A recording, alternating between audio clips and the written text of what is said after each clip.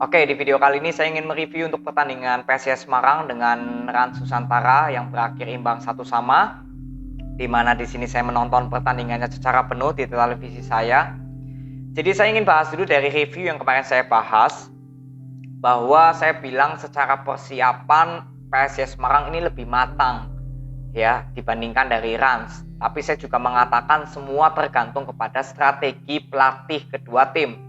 Dari PSIS Semarang ada Coach Sergio dan di Rans Nusantara ada Coach RD. Dan kita langsung bahas di babak pertama. Di 15 menit awal, PSIS Semarang memberikan tekanan yang bertubi-tubi. Jadi boleh saya katakan PSIS Semarang selalu memberikan tekanan yang cukup berbahaya lah. Sampai berapa kali bisa masuk ke area pertahanan dari Rans. Terbukti juga Hari Nur hampir ya mencetak gol lewat headingannya, assist dari Fredian, tapi bolanya tepat jatuh kepada kiper dari Rans ya, jadi bolanya ketangkis. Dan untuk Rans Nusantara di 15 menit awal membangun serangannya terutama dari Adi ya di bek kanan Rans ini seperti terburu-buru. Jadi keputusan melakukan passingnya ini justru nggak sampai kepada pemain dari Rans, terutama ke Bagaskara sebagai target man-nya. Dan ketika 15 menit ke atas, disinilah baru saya bisa memberikan komentar untuk PSIS Semarang terutama. PSIS Semarang saat melakukan pertahanan, ini menurut saya terlalu ke belakang, terlalu mundur sampai ke belakang. Yang artinya Rans Nusantara diberikan ruang untuk melakukan penyerangan hingga ke dalam pertahanan dari PSIS Semarang. Nah ini yang saya lihat justru dengan terus-terusan seperti ini ya, pertahanan dari PSIS Semarang yang lebih banyak menunggu ya pemain dari Rans untuk masuk dan langsung ditutup tanpa memberikan permainan pressing, ini justru semakin lama bisa membuat permainan dari Rans Nusantara menemukan ritme permainannya.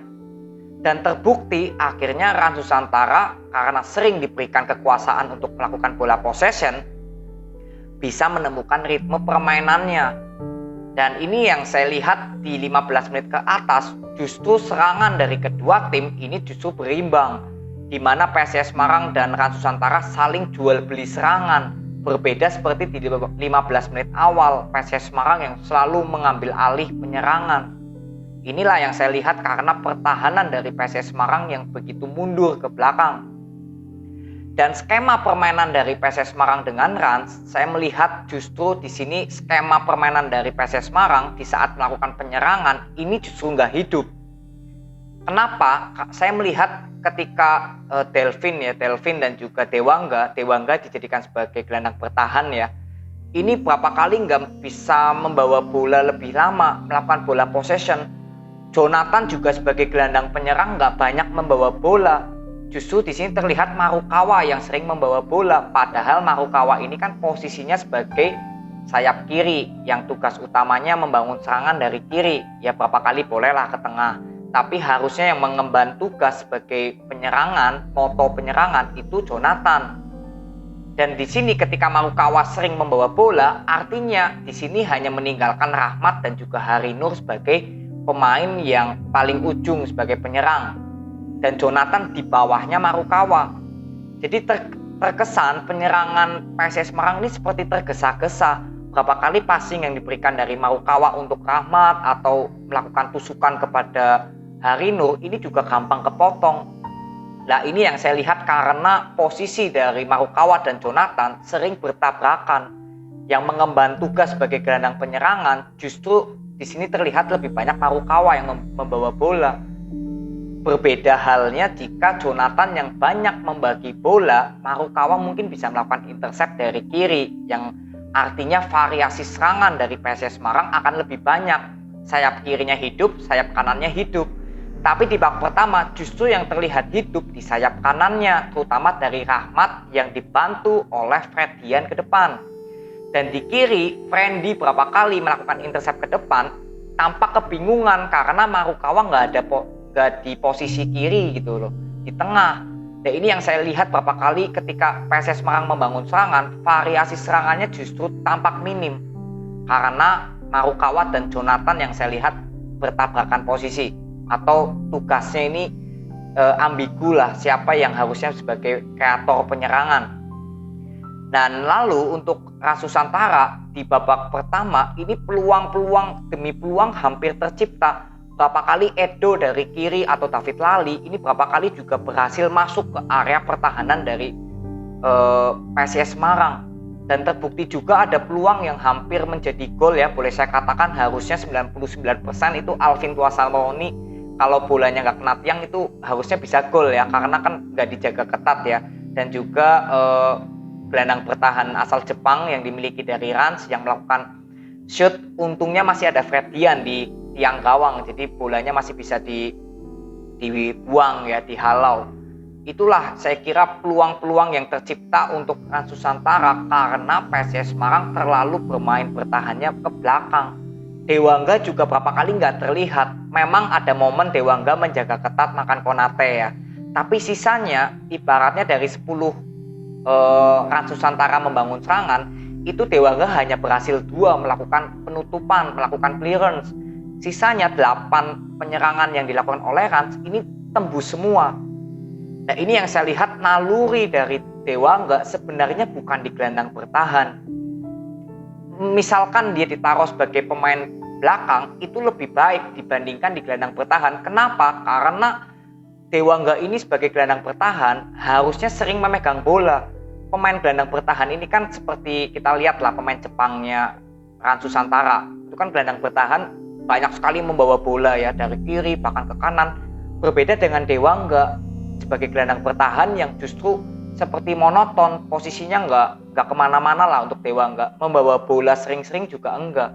Di sinilah yang saya lihat kesalahan ya menurut saya ya. Kesalahan dari Coach Sergio yang nggak mengerti kapasitas yang dimiliki dari para pemain-pemainnya. Dewangga ini nggak memiliki naluri sebagai pemain gelandang bertahan. Karena sekalinya membawa bola untuk Dewangga, sekalinya miss gitu ya, ini cukup berbahaya. Jadi Dewangga berapa kali saya melihat ketika ingin dioperi bola, dia sempat menolak. Saya melihat ada beberapa kali peluang seperti itu. Jadi bolanya ini justru ke arahnya ini nggak jelas. Pemain sayapnya juga ke Jonathan juga jarang mendapatkan bola. Jadi serangan-serangan yang dilakukan oleh PSIS Semarang nggak hidup lagi di babak pertama. Ini yang saya lihat di babak pertama. Jadi skema permainan dari PSIS Semarang justru nggak terlihat berjalan karena masalah pertahanan dari PSIS Semarang yang mundur sampai ke belakang ya, berimbas kepada penyerangannya. Dan untuk Rans Nusantara secara perlahan justru terlihat lebih hidup skema permainannya. Ini di babak pertama. Lalu kita masuk di babak kedua. Di babak kedua, Coach Sergio menggantikan Rahmat dan juga Jonathan. Saya masih bisa memahami Jonathan diganti karena memang di babak pertama Marukawa yang terlihat lebih banyak membawa bola. Jadi artinya dengan Jonathan ditarik, penyerangan ini sebagai kreator serangan untuk Marukawa ya, sebagai gelandang penyerangnya. Jadi di kiri ada Octavianus, di kanan ada Wawan. Tapi alhasil apa? Tetap saja sebenarnya secara skema permainan ya untuk PSIS Semarang di babak kedua setelah melakukan pergantian pemain dan posisi pemain ini nggak memberikan perbedaan yang terlalu signifikan dibandingkan di babak pertama. Menurut saya tetap sama. Jadi memang ada peluang yang tercipta dari Octavianus yang melakukan shoot ya, tapi bolanya masih ke samping gawang. Itu doang momen yang paling menurut saya berbahaya. Itu aja masih boleh dibilang momen yang nggak terlalu berbahaya banget lah ya. Octavianus dari sudut sempit di sebelah kiri yang melakukan shoot. Karena kontrol bolanya juga kurang sempurna ya dari Octavianus. Itu saja menurut saya yang peluang yang paling berbahaya dimiliki PSIS Semarang di babak kedua.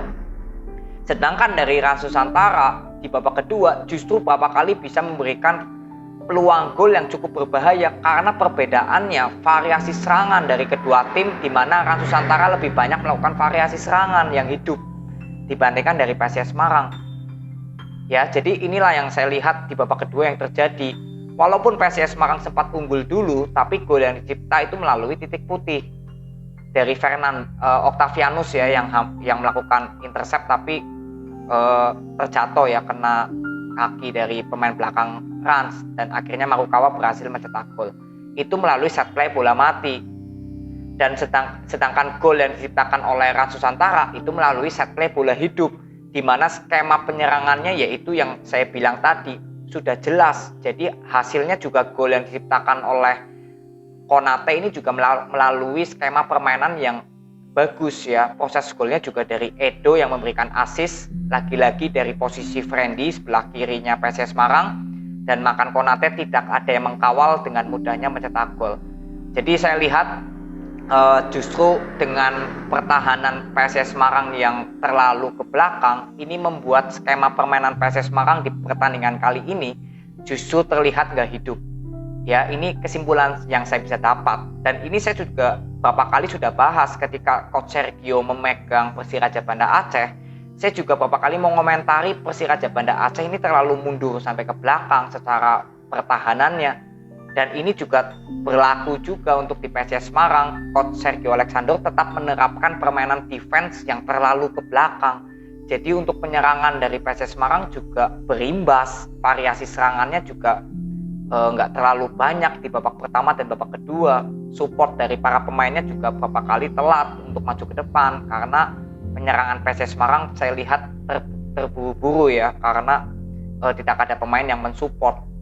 Inilah yang menjadi review di pertandingan PSS Semarang dengan Rans Nusantara. Jadi overall saya masih melihat atau jujur saya masih kurang tidak menyukai lah untuk Coach Sergio Alexander ini. Emang dari dulu saya sudah membahas Coach Sergio Alexander, tapi ya semoga ini bisa bertahan gak lama lah permainan PSS Semarang di bawah dari Coach Sergio Alexander ini. Jangan sampai seperti ini terus gitu loh cara permainannya. Coach Sergio harus bisa memberikan evaluasi sendiri, introspeksi sendiri, karena ini bukan salah para pemain-pemain dari PSS Semarang, tapi salah dari pelatihnya. Karena apa? Peluang yang diciptakan oleh PSS Semarang di pertandingan kali ini sangat minim. Artinya kan strategi dari Coach Sergio nggak berjalan sebagaimana mestinya gitu. Ya, jadi untuk Rans Nusantara juga ini saya kira pertandingan yang cukup bagus, hasil yang positif menurut saya. Bermain di kandang dari PSS Semarang ya, bisa meraih 1 poin, menurut saya hasil yang positif. Jadi skema permainannya sudah bagus, tinggal dilanjutkan aja. Jadi ini aja video yang saya bisa bahas. Nanti kita langsung lihat bagaimana preview untuk match berikutnya untuk PSS Semarang ataupun Rans Nusantara. Jadi nanti kita ketemu di video berikutnya ya. Terima kasih yang sudah nonton sampai akhir, semoga video ini bisa bermanfaat untuk kalian. Nanti kita ketemu di video berikutnya. See you.